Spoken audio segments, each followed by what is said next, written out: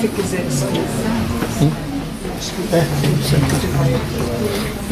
Bom, nós gostaríamos de agradecer a presença de todos da segunda aula do nosso curso e com bastante alegria nós daremos continuidade à aula passada da doutora Marlene, e nesta aula, conforme o planejamento, o tema do livro Mecanismos da Mediunidade,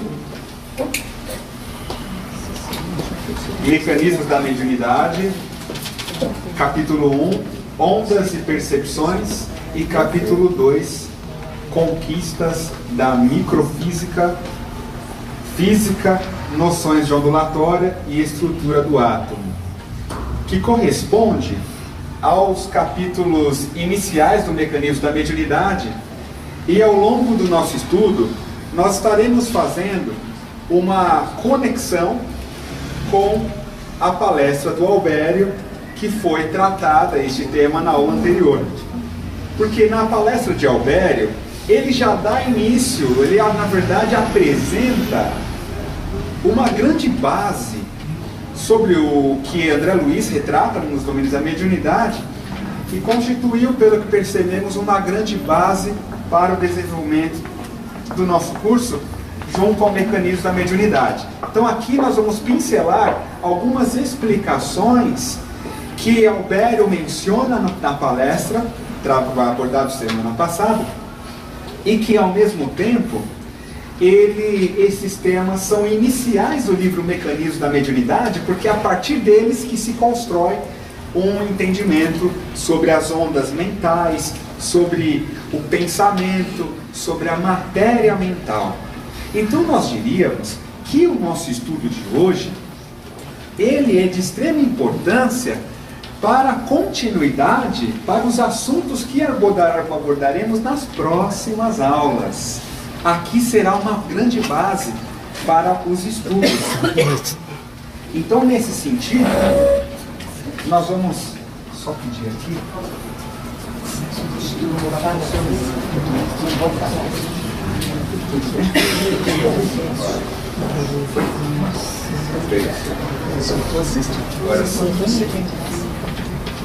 Então, partindo logo da fala inicial do Albério, no livro Nos Domínios da Mediunidade, trabalhado na semana anterior, ele diz assim, deixa eu só ler um parágrafo anterior a este. Por favor, obrigado.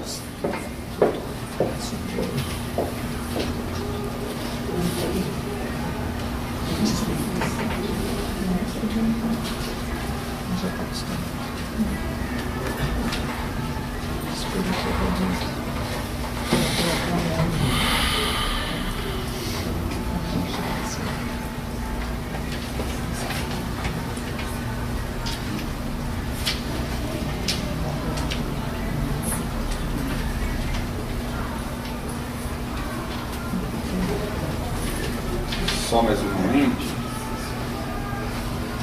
Aqui, no início da palestra, ele diz assim: não ignoramos que o universo, a estender-se no infinito por milhões e milhões de sóis, é a exteriorização do pensamento divino, de cuja essência partilhamos em nossa condição de raios conscientes da eterna sabedoria, dentro do limite de nossa evolução espiritual.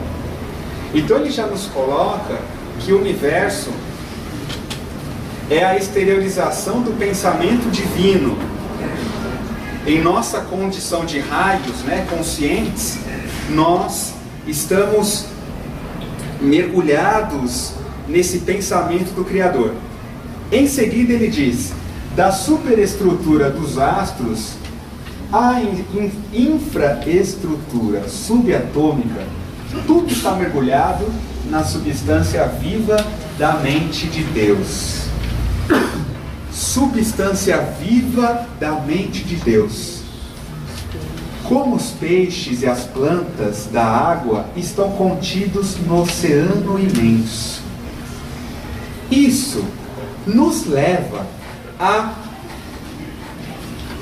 compreender o fluido cósmico universal. Porque no Evolução em Dois Mundos, André Luiz também apresenta, logo no início, que o capítulo, primeira parte, fluido cósmico, ele diz: plasma divino.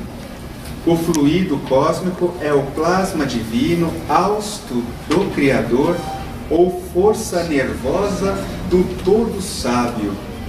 Então nós estamos mergulhados, sem exceção, na força nervosa do todo sábio, nesse hálito do Criador. Desde os planetas, onde pensamos no macrocosmo, como na infraestrutura dentro dos átomos. Atualmente a física, eles perceberam com algumas medições a existência da matéria escura, como sendo uma matéria que ela está presente em todo o universo, e com medidas experimentais detectaram imensas regiões do universo de grande massa, porém não tem luz, não emite luz. Eles sabem que ali tem gravidade, mas aí eles deram o nome de energia escura.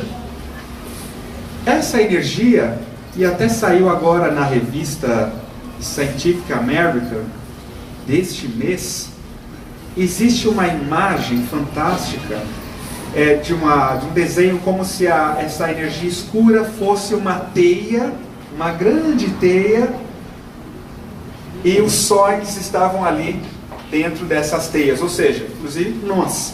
Então essa matéria escura, que os físicos chamam, ou energia escura, que corresponde a 95% do universo.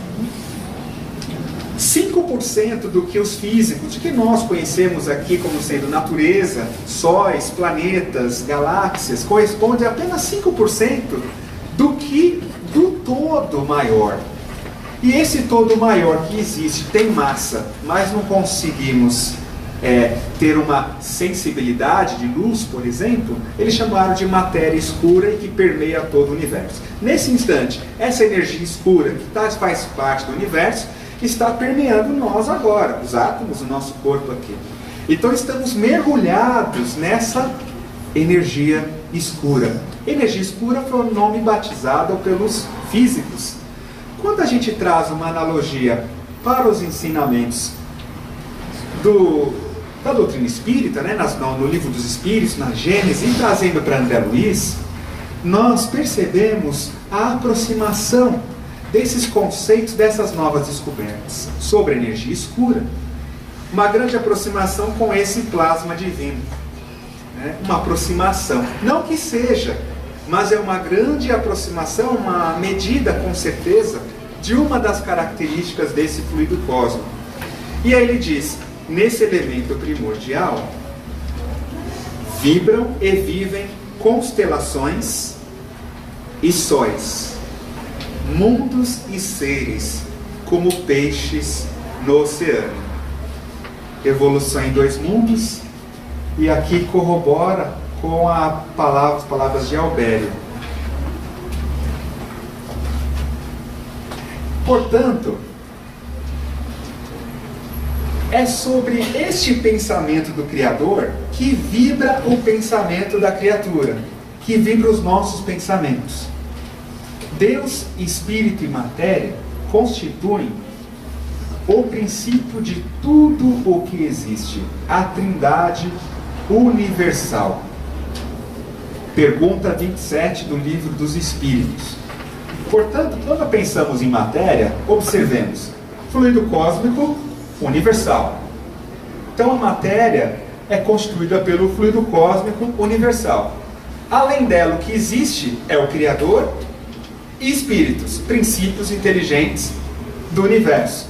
Nós, realmente, partindo aqui quando pensamos sobre o fluido cósmico e o tema de hoje sobre a microfísica, nós vamos reconhecer que, à medida que os cientistas estudam o átomo e vai detectando as diversas partículas que nele existem, partículas dentro do núcleo, a tendência é alcançar o fluido cósmico universal, como matéria primária de tudo que existe.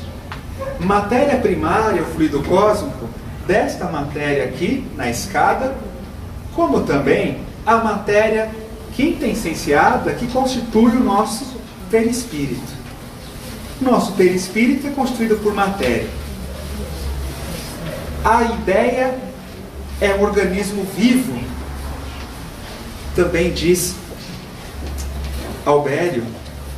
Portanto, as ideias, o pensamento são constituídos por fluido cósmico universal. Ao estudar a matéria, foi que os cientistas passaram a identificar que ela é constituída por várias partículas infinitesimais, e que nós vamos conversar um pouco sobre elas agora.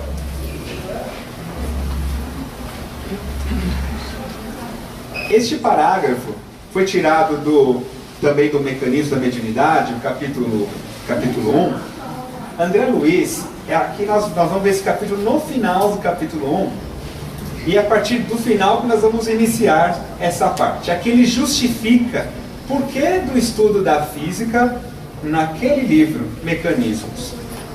Temo-lo dessa maneira, ou seja, o espírito, por viajante do cosmos, respirando num vastíssimo império de ondas que se comportam como massa ou vice-versa, condicionado nas suas percepções à escala do progresso que já alcançou. Progresso esse que se mostra sempre acrescentado pelo patrimônio de experiência em que se gradua, no campo mental que lhe é característico, em cujas dimensões revela o que a vida já lhe deu, ou tempo de evolução e aquilo que ele próprio já deu à vida, ou tempo de esforço pessoal da construção do destino. Então ele já começa dizendo que nós, viajantes do universo, viajantes do cosmos, nós estamos respirando nesse vasto império de ondas que se comportam como massa ou vice-versa. Então é uma energia que se comporta como massa ou como onda. Aqui ele já começa a falar dualidade onda-partícula, que abordaremos também. Uma característica da energia deste fluido cósmico universal sob comando do espírito, ela pode adquirir um comportamento ondulatório, como as ondas. Aqui vemos as ondas eletromagnéticas que saem da lâmpada, mas de acordo com a maneira que abordaremos ela, ou detectaremos, interpretaremos como partícula. Então aqui já André, ele já antecipa, ou melhor, ele já começa dizendo que, aproveitando que a física na época da década de 50 já havia descoberto a dualidade entre onda e partícula. E no final do capítulo 2 ele diz: para a valorização e enriquecimento do caminho que lhe compete percorrer, recebe dessa mesma vida que o acalenta e a que deve servir o tesouro do cérebro, por intermédio do qual exterioriza as ondas que lhe marcam a individualidade. Então, a partir do nosso cérebro, nós emitimos as ondas que marcam a nossa individualidade, que expressam a característica das nossas personalidades. Então o cérebro, ele passa a ser visto como um transmissor de ondas. Então primeiro ele diz que nós estamos mergulhados nesse cosmo, ora ondulatório ou matéria, massa, ora com gravidade, outra hora ele não tem gravidade, ele tem frequência como onda. Então preciso saber o que é a massa do que é constituído massa e o que é uma onda.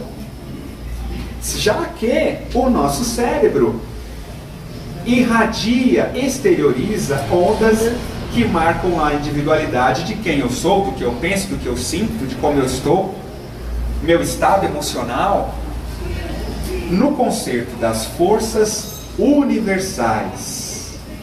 Concerto das forças universais. Vai imaginar um concerto em que ali nós temos o maestro, nós temos ali o trombone, o sax, o violino, o piano, e naquele concerto, cada instrumento irradia um tipo de onda, porque o tipo de onda do violino é diferente do tipo de onda do piano, como também do cello, do violoncelo, mas são ondas que se propagam no ar.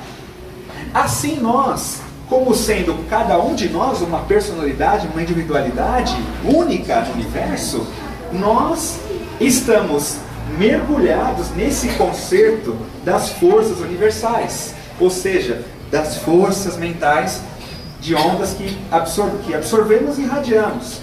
E ele diz, e absorve aquelas com as quais pode entrar em sintonia, ampliando os recursos do seu cabedal de conhecimento e das quais se deve aproveitar. Eurípides Barçanufo, ele deixa uma mensagem no livro Espírito da Verdade, escrito por Chico Xavier. O título do capítulo é Mediunidade e Jesus. E ali ele coloca uma frase, livro Espírito da Verdade. A frase é: mediunidade é a capacidade de sintonia. No Mecanismos, mais adiante, também fala a mediunidade sendo compreendida como a capacidade de sintonia, porque é a sintonia que vai me dar a conexão com esse tipo de pensamento, ou esse estado de entidades que estão ao meu redor, ou a sintonia com as pessoas que me cercam, seja por causa das nossas emoções, a memória, no caso do perispírito. Nós nos vinculamos por meio desta lei de sintonia. Então olha o cérebro, que papel importante ele tem, tanto exteriorizando ondas, como também absorvendo as ondas que estamos em sintonia. Então a cada um segundo suas obras, ampliando os recursos do seu cabedal de conhecimento e das quais se deve aproveitar no aprimoramento intensivo de si mesmo. Aprimoramento intensivo de si mesmo no trabalho da própria sublimação. No momento em que nós temos sintonia, atraímos sentimentos, pensamentos menos felizes, nós adquirimos uma percepção para aprimorar intensivamente a nós mesmos. Então esse aprimorar é essa nossa própria autoeducação. Então, a partir desses dois parágrafos, nós podemos aqui justificar o porquê de estudar a física ondulatória ou o átomo, na finalidade de compreender as ondas que irradiam, como compreender a matéria que constitui a minha mente, a nossa mente, a matéria mental. Serão capítulos mais para frente. Na palestra do Albério, ele puxa nesses conceitos sobre a sintonia. Então aqui, no Mecanismos, ele começa. Em seguida, esforços persistentes de muitos espíritos sábios, encarnados no mundo e patrocinando a evolução, a inteligência do século XXI compreende que a Terra é um magneto de gigantescas proporções, constituído de forças atômicas condicionadas e cercada por essas mesmas forças em combinações multiformes, com um ponto chamado campo eletromagnético, em que o planeta, no ritmo de seus próprios movimentos, se tipifica na imensidade cósmica. Então, espíritos sábios, muitos deles, encarnados no século XX, eles patrocinaram uma grande parte da evolução. E nessa compreensão é que nós vamos fazer o link do fluido cósmico universal com que esses cientistas descobriram. Porque no livro, na Gênese, Kardec nos apresenta que para os espíritos o pensamento e a vontade são o que é a mão para o homem. Então, fazendo de uma maneira bem simples, se o pensamento e a vontade são o que é a mão para o homem, então a gente imagina que o pensamento e a vontade funcionam como as mãos, e o fluido cósmico universal seria uma massa de modelar. Então, com o pensamento eu crio uma forma, e com a vontade eu impulsiono aquela forma para a destinação para onde essa vontade vai direcionar. Então, pensamento e vontade atua no fluido cósmico universal como uma massa de modelar, e é aí que a gente cria a estrutura mental, as formas, pensamentos, que a André Luiz apresenta também, as emoções, sentimentos, e também emitimos os raios,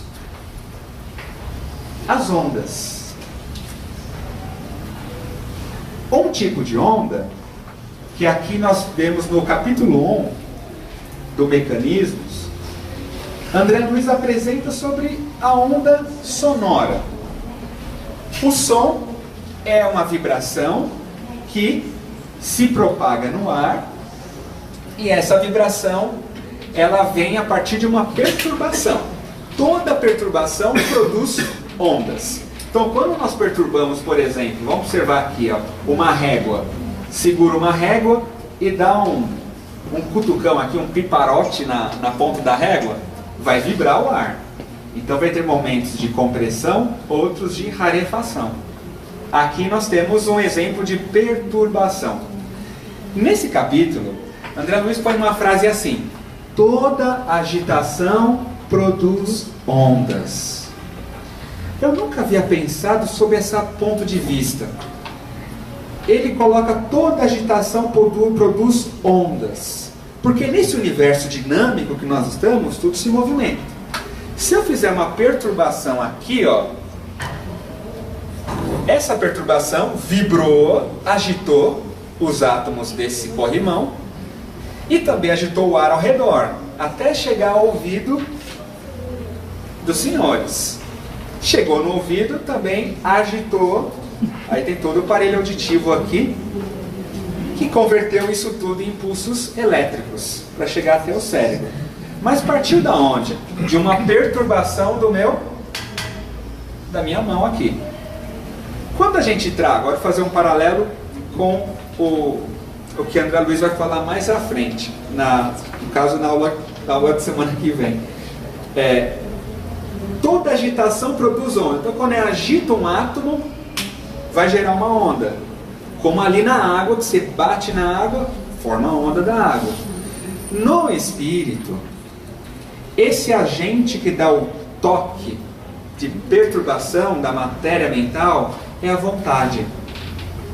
A vontade é que dá o estímulo, como esse, o estímulo para vibrar a matéria mental e irradiar as ondas.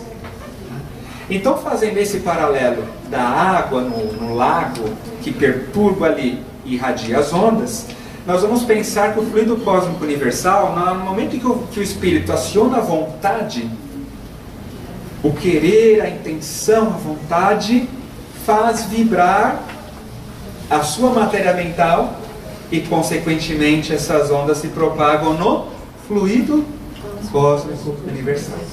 Aqui o som não se propagou no ar para chegar até seu ouvido? É claro que aí para o espírito a coisa é mais rebuscada, né? Porque aí um pensamento que eu tenho aqui vai se propagar na minha matéria mental, mas para o fluido cósmico universal não tem limite. Se propaga nessa dimensão e todas as outras dimensões. Porque se a minha voz aqui pode ser ouvida até o final da sala. Do outro lado da rua ninguém me ouve. Mas se eu pensar em alguém que está lá no metrô Jabaquara, o fluido cósmico universal permite o pensamento chegar até lá. E quem é que dá o estímulo, o toque na matéria mental para ela vibrar? É a vontade. Sobre ela vamos estudar no capítulo 4, acho que, né, doutor? Mais para frente. Mas aqui é que dá o início Quem dá esse estímulo é a vontade em nós. Aí André Luiz, no Mecanismos, ele vai nos diz assim, que nós vamos ter o continente do infrassom, que é uma agitação muito presente em oscilação de pontes, edificações, ou no caso de terremotos, né, são vibrações também mecânicas, só que não são perceptíveis ao ouvido humano. O som já está numa frequência que nós temos a percepção. Então, qual a diferença entre o infrassom e o som? É a frequência.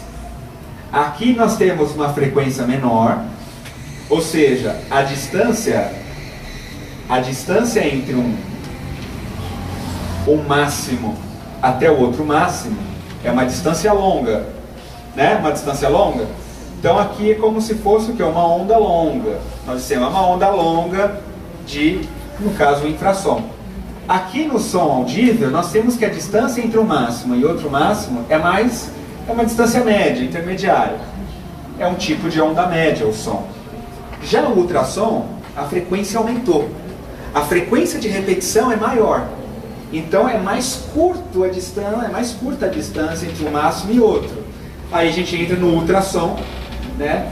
Pensando, hoje é aplicado, nós sabemos, na medicina, em ultrassom, né? No diagnóstico por imagens, né? Mesmo o som, nós temos os sons graves, né? Os sons médios e o som agudo. Tá? Isso é mudança da frequência. Então a gente já começa a falar um outro conceito, que também no capítulo 1 ele fala, sobre a frequência. Ele vai chamar, sobre as ondas mentais, ele vai falar sobre ondas longas, ondas médias e ondas curtas. Qual é a diferença entre elas? Outra maneira de dizer é ondas de baixa frequência, média frequência ou alta frequência. Quando nós colocamos um átomo inteiro para vibrar, uma molécula, nós vamos ter aquelas ondas mecânicas. Mas se vibrarem estruturas no interior de um átomo, por exemplo, ou no interior do núcleo do átomo, aí nós vamos ter uma vibração eletromagnética. A frase é a mesma, não é? Toda agitação produz ondas. E se essa agitação for de um elétron? Então é assim, quando um elétron está aqui na minha mão e ele se agita, coloco ele para agitar, mas ele para agitar numa frequência de 100.9 MHz de frequência. Ele vai emitir ondas eletromagnéticas. Toda carga elétrica em agitação produz ondas eletromagnéticas.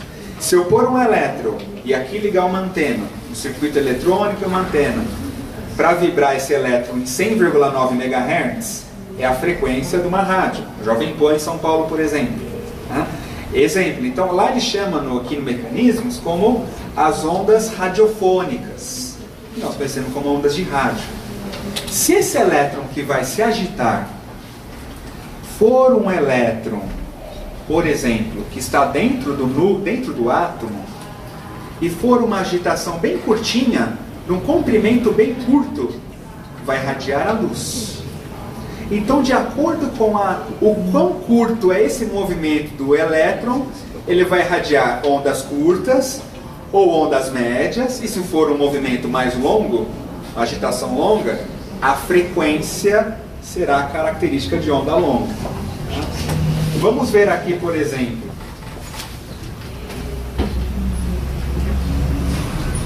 Maxwell foi um físico inglês que ele postulou a existência de ondas eletromagnéticas responsável pela luz. Ele desenvolveu as equações e postulou a existência dessas ondas. No mesmo século XIX, o físico alemão Hertz, sobrenome, ele fez um experimento e descobriu a existência das ondas eletromagnéticas, e a unidade de frequência é o Hertz, em homenagem ao sobrenome dele.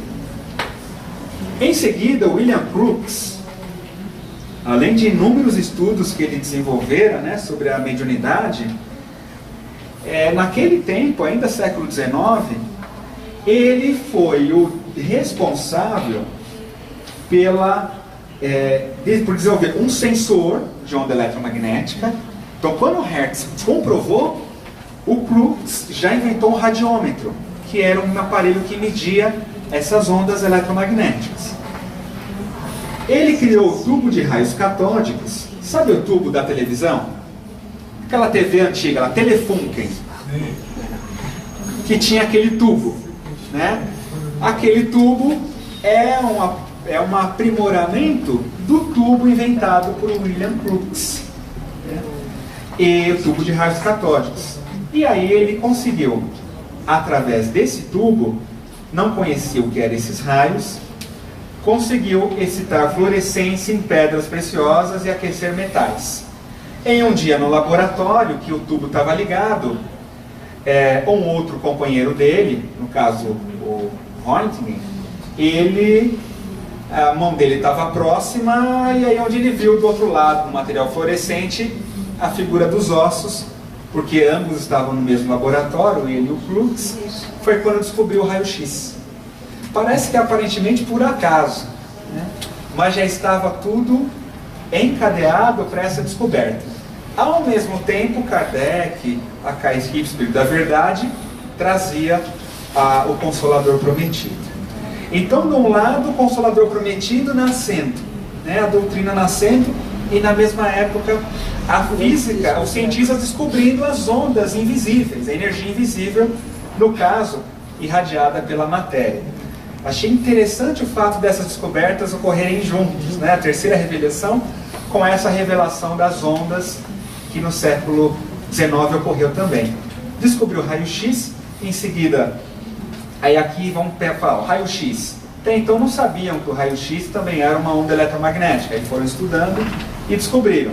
Aqui nós vamos ter então, em resumo, as ondas eletromagnéticas, elas podem assumir cada uma dessas frequências. E aqui a gente está falando do capítulo 2 do mecanismo. Eu estou colocando uma outra ordem, porque para ficar mais fácil para mim, né, para eu explicar, juntando os dois capítulos. Aqui ele coloca no capítulo 2 que as ondas eletromagnéticas, elas apresentam aqui. Então, por exemplo, ondas de rádio. André Luiz também dá alguns exemplos. Elas têm uma frequência bem menor e passa a ter até metros de distância, de comprimento.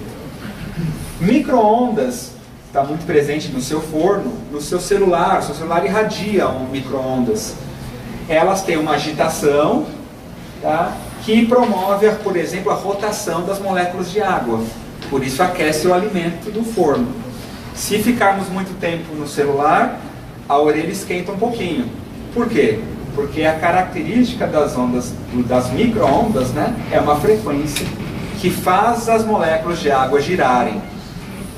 Aumentando mais a frequência, chegamos no infravermelho, que pode ter um comprimento semelhante à ponta de um alfinete. É responsável pela vibração das moléculas. Imagine uma sanfona. Imagine as moléculas ficarem movimentando igual sanfona.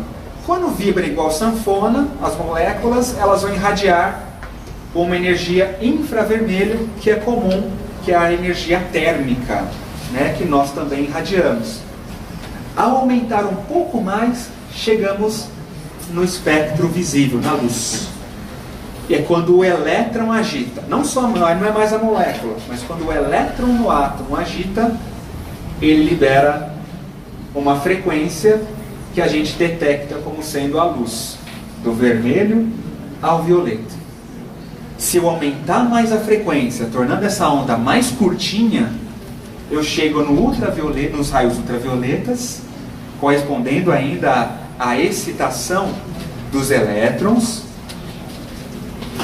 e mais adiante, raios X, raios gama e raios cósmicos. É o mesmo tipo de onda, é onda eletromagnética. Qual é a diferença entre essas ondas? A frequência. A frequência. Então aqui, lá pelas tantas, o André Luiz, no mecanismo, diz assim, que ali no capítulo 2, ele diz para nós que se nós temos um vasto tipo de ondas aqui no plano, como vemos no plano encarnado, aí ele coloca, imagine no plano aqui do espírito. Porque aqui eu estou vendo o quê? A matéria irradiando. Então no século XIX a descoberta foi matéria irradia ondas ou partículas. Aí ele coloca que isso é muito maior, muito mais complexo quando se trata do espírito irradiando ondas. Então nós temos muito mais tipos de ondas, pensando em relação ao pensamento, inclusive. Várias frequências diferentes. Aqui, uma ilustração de quando ele apresenta uma onda eletromagnética. A ilustração aqui dinâmica é que em azul representado é um campo elétrico. Em vermelho, em escuro aqui, é o campo magnético. Então ela tem um campo elétrico, igual a pilha, a eletricidade, e um campo magnético, semelhante ao ímã da geladeira, embutido. Então as duas coisas juntas, eletromagnético. Vamos puxar aqui agora para o livro Pensamento e Vida, de Emmanuel. Ele diz, a eletricidade é energia dinâmica. O magnetismo é energia estática. E o pensamento é força eletromagnética.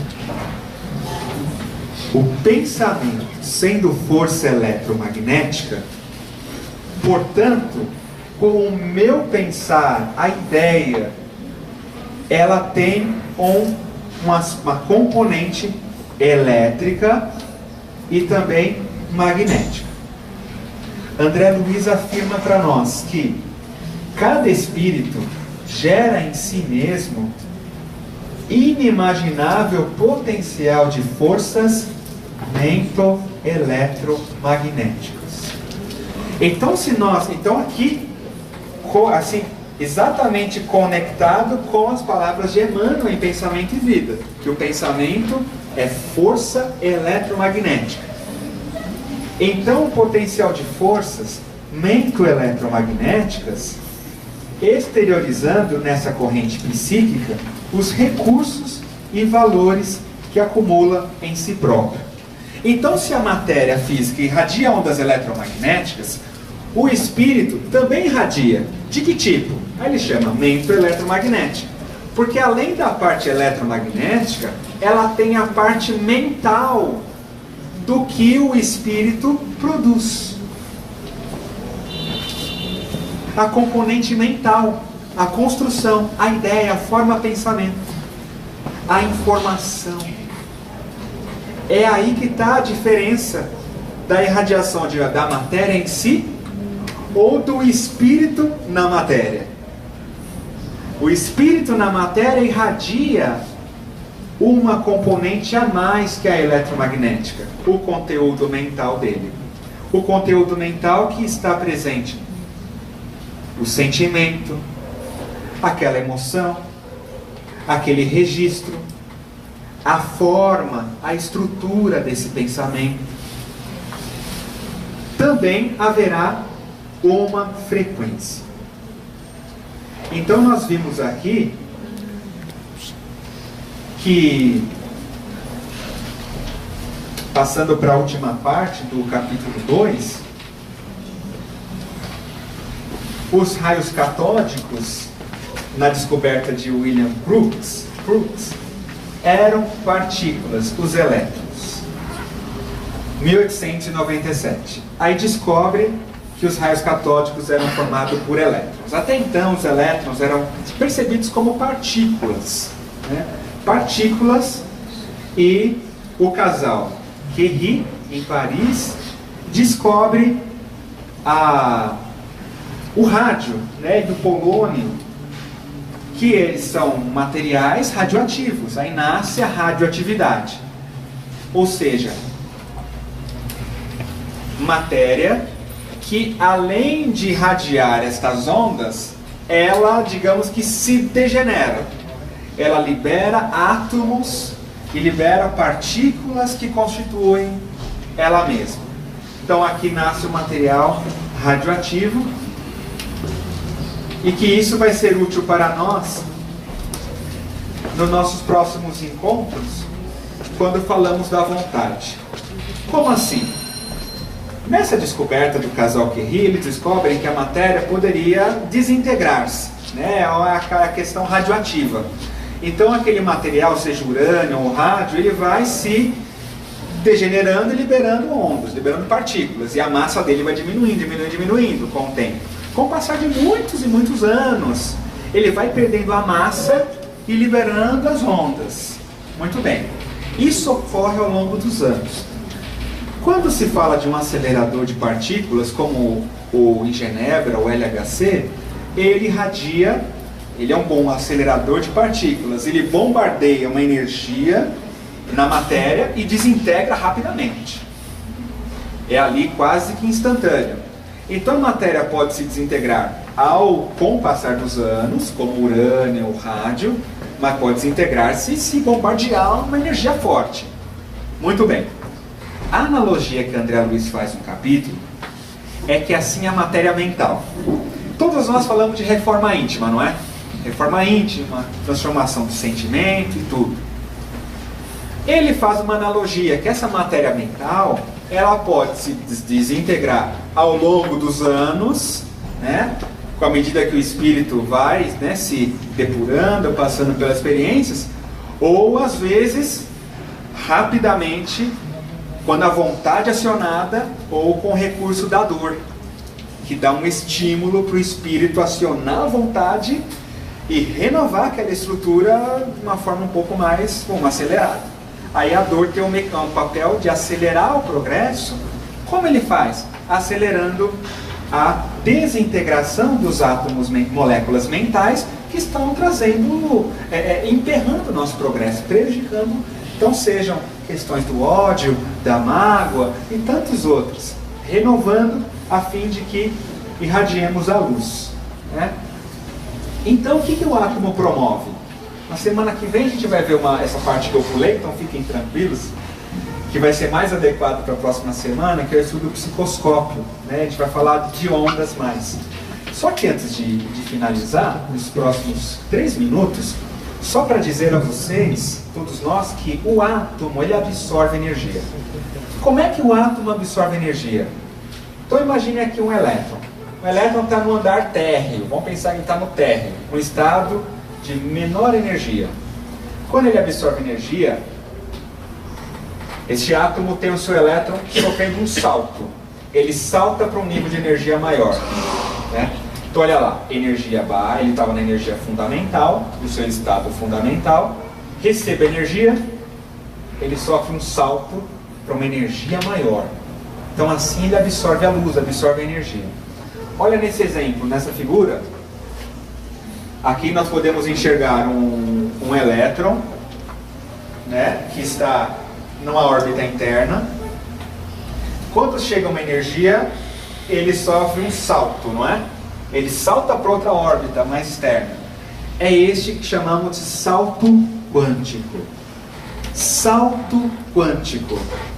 Quando um elétron salta para um outro nível de energia, que pode ser uma outra órbita também.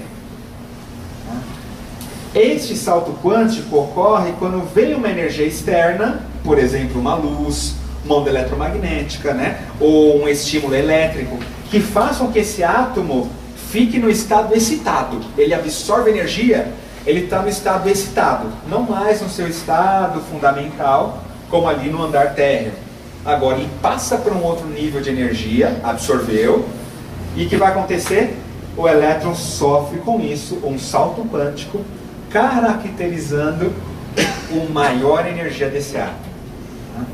Assim como ele absorve um quantum de energia, absorve ali uma quantidade discreta de energia, ele também pode emitir. Ele pode emitir. Vamos ver uma emissão, por exemplo. Um átomo está aqui. Isso, André Luiz, no capítulo 2, as conquistas da microfísica. O elétron está em órbita. No momento em que o elétron, o que eu preciso fazer para ele sofrer um salto quântico? Dar um estímulo, uma energia. Então, quando eles dão um estímulo, opa, pulei. Dão um estímulo, vamos ver, agora sim. Olha lá, uma energia, o elétron sofreu um salto quântico. Ele passou para uma órbita externa, uma órbita maior, agora ele está num estado de maior energia. No momento em que esse elétron retorna para o nível anterior, ele vai irradiar luz, irradia uma onda eletromagnética. Olha novamente, ele estava excitado, o átomo excitado, ou seja, o elétron na órbita externa. Quando o elétron retorna, o que acontece? Ele libera energia na forma de luz, na forma de fóton. É isso que a lâmpada está fazendo constantemente. A energia elétrica está chegando sem parar. Aí os átomos desse gás, né, eles sofrem, eles ficam excitados, e já quando o elétron volta para a órbita anterior, irradia essa luz que a gente está vendo aqui, que é essa luz que saiu. Vamos ver se o estímulo for mais forte. Olha lá, o estímulo mais forte, olha a órbita agora, ó. Não foi maior energia? Agora o salto quântico foi maior. Nesse caso, quando esse elétron retornar para a órbita de origem, o que acontece? Libera luz. Que no caso do átomo mental, vai ser a onda mental. No átomo aqui, o átomo, pensando aqui no ponto de vista encarnado, o átomo quando irradia, ele irradia uma onda eletromagnética. Se se tratar de um átomo mental, no perispírito, vai irradiar uma onda mental. Então, assim como os átomos aqui, os físicos estudam, os químicos, que a matéria irradia onda eletromagnética, a matéria mental irradia onda mental. Só que o estímulo da onda mental vai ser da vontade. Um estímulo da vontade. Vamos lá, passando. A vontade estimula, a nossa vontade estimula, e aí irradia uma onda mental de frequência bem maior. Foi isso que fez aquela mulher hemorroíça. No momento que naquela hemorragia, ela soube que Jesus passaria na cidade, e ela decide: eu preciso ir até ele, porque se eu tocar nas vestes de Jesus, eu serei curada. Aí ela vai, passa no meio da multidão e tudo, e avista Jesus longe, percorre. A vontade dela era tanta que não havia nada que pedisse ela alcançar o Cristo. Quando se aproximou de Jesus, ela mal tocou na veste dele. Ela irradiou, a vontade era tão forte que ela irradia uma onda de frequência maior, e essa frequência da onda mental dela consegue tocar Jesus no perispírito, não na roupa, e ali estabeleceu a sintonia que falamos no início. A sintonia, olha só, todos nós gostamos, já fomos tocados por Jesus, não é? Agora, a questão que nós abrimos agora, a questão é: e nós? Estamos conseguindo, ou como podemos tocar Jesus? Ela conseguiu tocar. Então nós também podemos tocar Jesus. E esse tocar o Cristo é a emissão de ondas mentais na frequência. É a vigilância e a oração operantes na ação. Aquela mulher foi vigilante, ela estava em vigilância, ela reconheceu a miséria íntima que ela estava. Isso é que aí Emmanuel fala fantasticamente sobre essa passagem no livro chamado Harmonia, psicografado pelo Chico, né? O livro Harmonia. Tem uma parte que ele explica essa da mulher, o encontro da mulher morroíça com Jesus. É esta a vontade que aciona. Isso nos dá sintonia com as entidades superiores. E se a vontade está enfraquecida, é onde a frequência diminui, e a gente sente isso por sermos médiums, porque todos somos médiums, então todos temos capacidade de sintonia e de sentir a sintonia do outro que se aproxima de nós, se estivermos na mesma frequência. Então, nós temos alguns minutos para abrir para perguntas, né?